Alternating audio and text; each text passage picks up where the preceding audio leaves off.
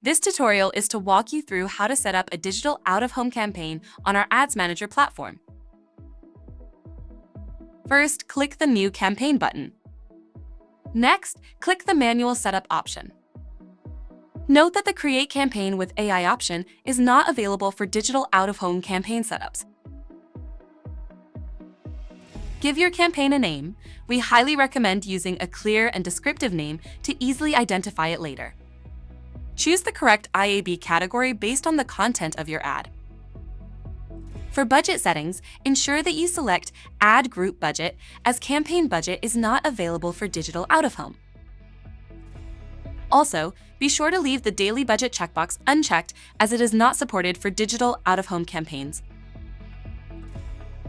If your campaign is political, check the Political Inventory box. Next, we choose the campaign objective. For digital out-of-home campaigns, you can only choose either reach, brand awareness, video views, or in-store visits as your campaign objective. Select Digital Out-of-Home as the media channel. Now it's time to build your media plan. The first step is to search for screens where you want to run your ad. Let's take a look at all the different options available.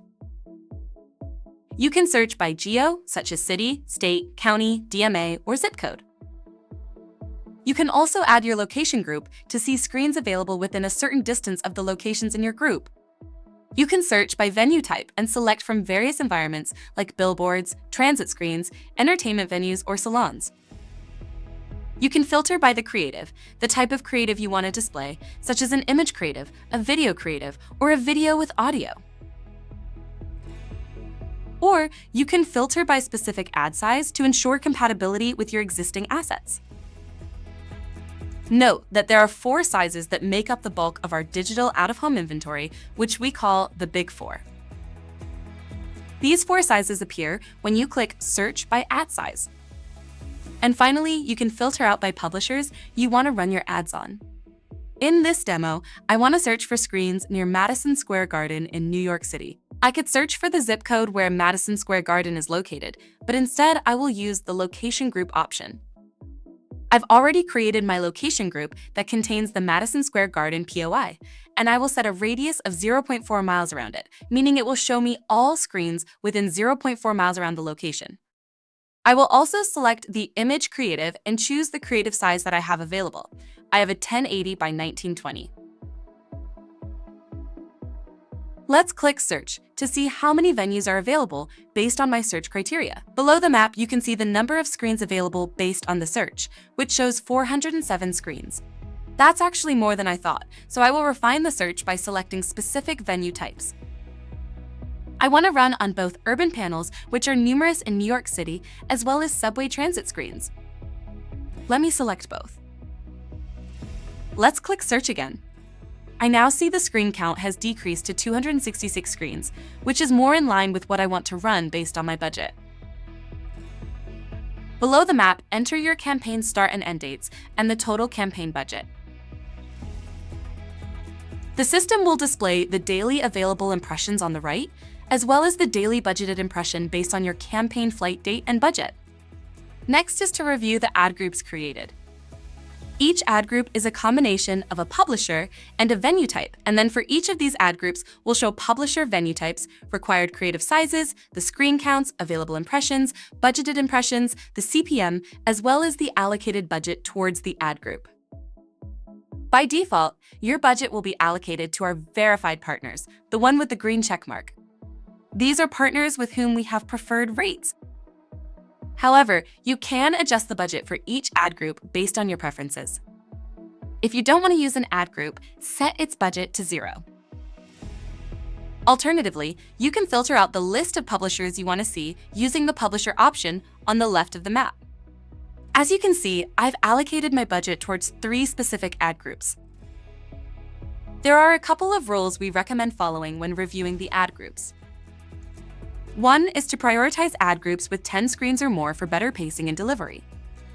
2, make sure that for each available ad group, the budgeted impressions are no more than 30% of the available daily impressions. And 3, keep the total number of ad groups under 10 for easier creative management. This means only allocate budget to a maximum of 10 ad groups, as you will need to upload creatives for each one. Once you've allocated your budget, you can see the recap of your media plan at the top in the blue bar. For example, you can see your effective CPM for the campaign. During the review stage, you can find ad specs for each venue type by clicking the Ad Specs button. You can also get a detailed view of all the selected venues by clicking the Venue button. Once ready, click the Create Ad Group button at the bottom.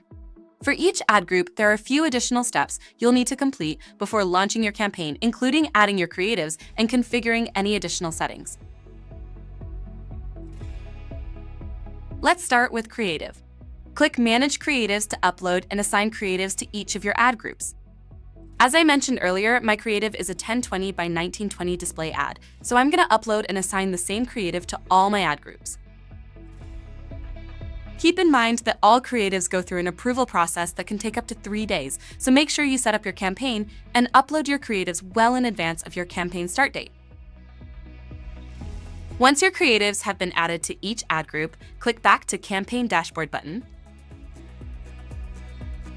From the Campaign Dashboard, you can also configure additional settings for each ad group, including retargeting, day parting, and visit measurements. To access these settings, click the eye icon next to the ad group you'd like to edit. Let's start with retargeting. Simply toggle on Enable Retargeting and give your retargeting audience a name. Once enabled, Ads Manager automatically creates a separate retargeting ad group. By default, the budget is capped at 20% of your primary ad group spend. The channel is set to mobile, and the retargeting flight begins 14 days after your primary ad group launches, while keeping the same end date. Keep in mind that these default settings can be adjusted before you activate the ad group. Next, if you'd like to control where your ads are served, navigate to the Budget and Schedule section.